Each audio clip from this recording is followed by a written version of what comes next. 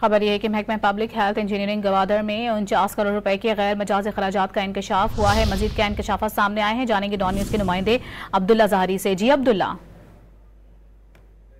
PHE Gwadar की जानिब से 49 करोड़ से गैर जायद की रकम का जो माली बेज़ाब्तियों का इंकशाफ हुआ है। ये ऑडिट रिपोर्ट 2018 से 21 के दौरान की गई, जिसमें बताया गया कि खती रकम की गैर मजाज अखराजात की माली साल के 2018 से 21 के दौरान की गई, जिसमें गैर मजाज अखराजात का इंकशाफ PHE गवादर के 4 साल खसूसी ऑडिट रिपोर्ट में किया गया। तेल और दीगर इलेक्ट्रिक्स और एक गैर की जानिब से एक गैर लाइसेंस याफ्ता कंपनी से खरीदी गई और इसके खती रकम मालियत की तेल की खरीदारी में ओपन टेंडर भी नहीं किए जा सके। ऑडिट रिपोर्ट में को आत्मी शक्ल देने के लिए महकमा PHE की जानिब से रब्ता भी किया गया। ताम इस हवाले से महकमा PHE की जानिब से ऑडिट के हुकाम के साथ कोई भी